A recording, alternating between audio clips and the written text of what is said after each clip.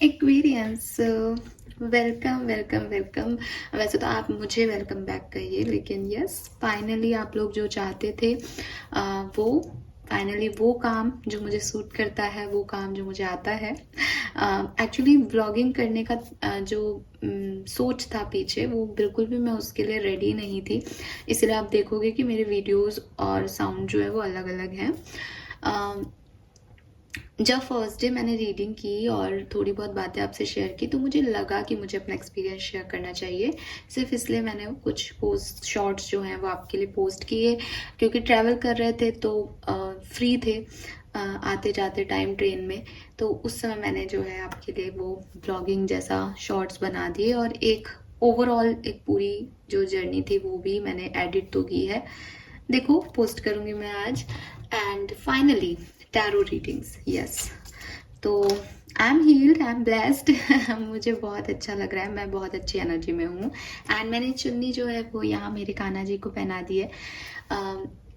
So let's start the reading. देखते हैं 15 मई 2024 divine message, guidance, advice, universal message आपके लिए क्या है, किन बातों का ध्यान रखना चाहिए, क्या आज के दिन पहनना कलर शुभ होगा, क्या नंबर्स हैं जिन पे आज के दिन खेला जा सकता है।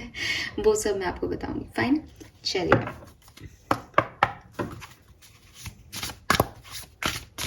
सो स्टार्ट करते हैं रीडिंग को विथ बाकी बिहारी जी की जय। हमें और हमारे चैनल को ब्लेस कीजिएगा बाबा।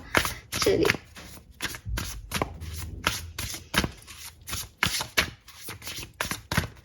लेट्स सी कि क्या मैसेजेस आते हैं for Aquarians. Please universe, please divine power, please spirit guides, please give me the accurate message, guidance for Kumbh Rashi. Thank you. Thank you universe. Thank you.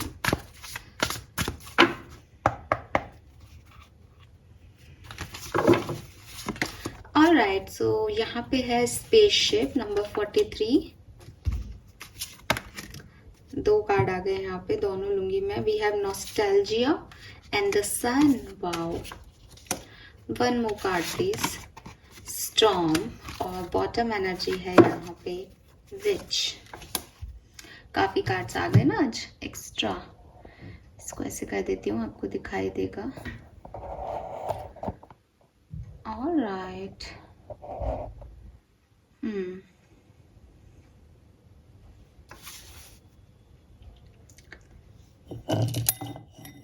Okay, सो पहली reading है ना, तो मुझे थोड़ा सा एडजस्ट करने में प्रॉब्लम हो रही है कैमरे को। खैर, फाइन, अभी ठीक लग रहा है। सो यहाँ पे सबसे पहले कुछ नंबर्स की बात करूंगी। सो आज के लिए जो नंबर है वो मुझे दिख रहा है 6, नंबर 3, नंबर 7। That's it. ठीक है, 6, 3 एंड 7। यहाँ पे जो नंबर हैं वो भी मैं आपसे बात कर लेती हूँ उनकी भी। तो आप में से काफ़ी लोग जो हैं वो 27 ईयर्स के हो सकते हैं, 33 ईयर्स के हो सकते हैं। जब मैंने 33 बोला तो इस वीडियो को भी 3 मिनट 33 सेकेंड हो गए थे। So it's a great meaning आपके लिए। 33 नंबर 33 का कार्ड भी है। सो 33 नंबर आपको रिपीटेटिवली दिख रहा हो या आज के दिन दिखे, बहुत ज़्यादा चांसेस हैं। पहुंचती हूँ मैं अभी तक कि उसका कोई खास मीनिंग आपके लिए हो तो। अदरवाइज जैसा मैं हमेशा कहती हूँ, आप गूगल करिए, अपनी बात कहिए और पूछिए कि 333 नंबर आपको क्यों दिख रहा है रिपीटेटिवली। एंड 11 या 2 नंबर, 44 या 8 नंबर एंड 27 या 9 नंबर आपके लिए सिग्निफिकेंट हो सकता है। खास बात क्या है आज की रीडिंग में? सी 11, 33 एंड 44। हमारे पास 3 एंजेलिक नंबर है यहाँ पे। Aquarians, fine. जिसको जो भी दिखाई दे रहा हो, आप हो सकता है आपको 44 दिख रहा हो, 444 दिख रहा हो, 3333 दिख रहा हो, या 1111 दिख रहा हो।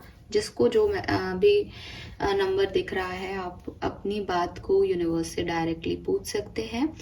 अपने इंट्यूशन को गाइड कीजिए, अपने इंट्यूशन को चैनल करने की कोशिश कीजिए, आपको आंसर्स मिल जाएंगे। सो यूनिवर्स का आज आपके लिए मैसेज क्या है? पहली चीज, बहुत ज़्यादा अपने पास्ट और बहुत ज़्यादा अपने फ्यूचर को लेकर के अगर आपको चिंता हो रही है और उस चिंता की वजह से आप आगे नहीं बढ़ पा रहे हो, एक्वेरियस, आप कोई डिसीजन मेकिंग नहीं कर पा रहे हो, आपको ये समझ नहीं आ रहा कि आपको क्या करना चाहिए, कैसे आगे बढ़ना चाहिए, बिकॉज कुछ लोग हैं जो पास्ट में क्या हुआ था उससे अभी नहीं निकल रहे, कुछ लोग हैं जो भविष्य इसकी वजह से कुछ गलत डिसीजन ना ले लें, कहीं भविष्य खराब ना हो जाए उससे डर रहे हैं, लेकिन पास्ट और फ्यूचर का इतना सोच रहे हैं कि प्रेजेंट के बारे में सोचना भूल गए हैं। तो आपको कहा जा रहा है कि आप अपने प्रेजेंट पे फोकस नहीं हो, कोशिश करो कि अपने आज को अच्छा बनाओ, क्योंकि आपका आज ही आपका कल बनेगा। आपकी कल की चिंताएं आपका आज बिगाड़ रहा है, उस पर थोड़ा सा आपको रोक लगानी चाहिए। कल की चिंताओं में हो सकता है बहुत एस्ट्रोलॉजिकल प्रिडिक्शन ले रहे हो, बहुत ज़्यादा टैरो रीडिंग्स देख रहे हो, बहुत ज़्यादा अपने भविष्य को जान लेना चाहते हो, या हो सकता है कि आप हमेशा अपने भविष्य के बारे में, जैसे आप अकेले बैठे कभी आप फुर्सत मिली एंड यू आर लाइक या 1 साल बाद ये होगा, मैं ये करूँगा तो ये हो जाएगा, वो हो जाएगा, तो इन सब से आपको बचने को यहाँ पे कहा जा रहा है। दूसरी चीज़, अगर आपको कोई चीज़ गलत लग रही है तो आप बोलें कि वो गलत है, अगर आपको कोई चीज़ सही लग रही है तो आप बोलें वो सही है। आपको लग रहा है मैं चुप रहूँगा, फालतू की बहस क्यों करूँ या फालतू में इन झंझटों में क्यों पढ़ूँ, तो वहाँ आप अपना वर्थ कम कर रहे हैं। बिकॉज लोग, सबसे पहली चीज़ तो देखो, ओपिनियटेड होना गलत नहीं होता, मैं हमेशा अपने आप को ओपिनियटेड कहती हूँ लोगों के सामने। रीज़न इज़ कि हो सकता है उसकी वजह से 4 लोग मेरे खिलाफ हो जाते हों, लेकिन एटलीस्ट मैं जानती हूँ कि मैं क्या हूँ, मेरे थॉट प्रोसेस क्या है। अगर मैं अपने ओपिनियंस रखना बंद कर दूंगी किसी भी चीज़ के लिए, ओपिनियन रखने का मतलब ये नहीं है कि आप ये कह रहे हो कि मैं सही हूँ और सामने वाला गलत है। ओपिनियन रखने का मतलब ये है कि मैं इन सबको देखते हुए मेरी सोच ये है आज की तारीख में, आपकी सोच हो सकता है कुछ और हो आपके एक्सपीरियंस के अकॉर्डिंग, बट मैं आपकी भी रेस्पेक्ट कर रही हूँ, आपके विचारों की भी, और आपसे भी यही चाह रही हूँ आप मेरी विचारों की भी करें। लेकिन अगर मैं इस तरह की हूँ कि नहीं नहीं आपको जो बोलना है बोले, मैं तो चुप रहूंगी, अब मन ही मन में क्या आ रहा है, अरे मैं इसकी बात से एग्री नहीं कर रही, पता नहीं क्या बोल रहा है, लेकिन मैं अपने ओपिनियन नहीं रख रही, तो ना तो आप सामने वाले को रिस्पेक्ट दे रहे हैं, ना आप अपने आप को रिस्पेक्ट दे रहे हैं। इसलिए हमेशा अपनी बात को कहना सही है, कहने का तरीका, कहने में शब्दों का चयन वो जरूर मैटर करता है, उसके ऊपर जरूर ध्यान दें। आपको किसी से फाइट नहीं करनी, आपको ईगो में आकर के कुछ नहीं कहना, आपको जीतना नहीं है किसी कन्वर्सेशन को, लेकिन आपको बताना है कि मैं ये सोचती हूँ, ताकि आपके जैसे विचार जिनके हैं वो आपसे मिल सके, और जिनके आपसे विचार नहीं मिलते वो आपके अगेंस्ट भी हो तो इट्स ओके। वो मैंने कल एक कम्युनिटी पोस्ट भी शेयर किया है कि कोई फर्क नहीं पड़ता कि लोग आपको क्या बोल रहे हैं। एक और चीज जब मैं BRG के मंदिर जा रही थी तभी मैंने एक वीडियो पे कमेंट पढ़ा था, एक फीमेल ने ही कमेंट किया था, क्या बकवास करती है और पता नहीं क्या उटपटांग लिख रखा था। अब बताओ वहां पे मैं उस चीज का क्या आंसर करती, लेकिन मेरे मन में तो आया, कोशिश तो की गई एक नेगेटिव साइड शो करने की, बट ठीक है, इट्स ओके। तो वो पोस्ट, कम्युनिटी पोस्ट जो है वो आपको यही बता रहा था कि आप चाह कर के भी सब आपका जैसा सोचे ये नहीं कर सकते। इवन उनके पॉइंट ऑफ व्यू से देखोगे तो आप उनके लिए भी सामने वाले हो और वो भी अपना पॉइंट ऑफ व्यू आपको नहीं समझा सकते। तो हर व्यक्ति अपनी जगह सही है, हर व्यक्ति अपने एक्सपीरियंस से ऐसा है जैसा है, लेकिन मुझे आपकी बात समझ में नहीं आ रही तो मैं यही कहूँगी कि यार पता नहीं, मुझे नहीं लगता ये सही कह रही है या सही कह रहा है, बस बात खत्म। मैं वहाँ पे क्या बेवकूफ़ हो या कुछ गलत वर्ड्स यूज़ करूँ आपके लिए, वहाँ मैं गलत हूँ, वहाँ वो मेरे संस्कार नहीं है। तो यहाँ पे हम जो है बढ़ जाते हैं। अदरवाइज ओपिनियन रखने में कोई प्रॉब्लम नहीं है, ज़रूरी नहीं है कि हर व्यक्ति का विचार एक हो। तो यहाँ पे स्पेसशिप का कार्ड है, मैं अपने हिसाब से नहीं कह रही, यूनिवर्स आपको कह रहे हैं don't be afraid to sing, अपनी बात कहने से डरे नहीं। सिंग का मतलब यहाँ पे कोई गाना गाने से नहीं है, बट द थिंग इज कि आप अपने लोगों से मिल पाए, अपने जैसे लोगों से जुड़ पाए, आपकी एक सोल फैमिली हो जो कि आपकी बातों को एग्री करे कि हाँ, तो ऐसे कनेक्शंस जो हैं वो आप बनाएं। और अपनी बात कहने से अगर डरोगे, भविष्य से डरोगे, पास्ट से डरोगे, तो आगे नहीं बढ़ पाओगे। नेक्स्ट जो मैसेज है वो आपका जो पहला मैसेज था उससे रिलेटेड है कि पास्ट में कुछ हुआ है, पास्ट में तूफान आया है, पास्ट में चीज़ें अच्छी नहीं हुई है, तो उसको अभी तक आज तक रखोगे कि मेरे साथ अच्छा नहीं हुआ, मेरे साथ बहुत गलत हुआ, तो वो आपका प्रेजेंट बन जाएगा। लेकिन अगर उसे एक्सेप्टेंस दोगे कि 10 दिन पहले मेरे साथ ये चीज़ हुई थी और वो सही नहीं थी, तो आपको रियलाइज़ होगा कि वो 10 दिन पहले की बात है। या आप कहोगे 24 घंटे पहले मेरे साथ अच्छा नहीं हुआ था, तो वो 24 घंटे पहले की बात है, दैट इज़ पास्ट एक्वेरियस। उसके लिए परेशान होने की ज़रूरत नहीं है, क्योंकि आप मुड़ के देखोगे, आप 27 के साल के हो गए, आप 32 साल के हो गए, आप 33 साल के हो गए, आप 38 साल के हो गए, पास्ट में भी ऐसी कई चीज़ें आपकी लाइफ में आई होंगी, चली गई, फिर आई, फिर चली गई, तो आज उसका क्या रोना रोना।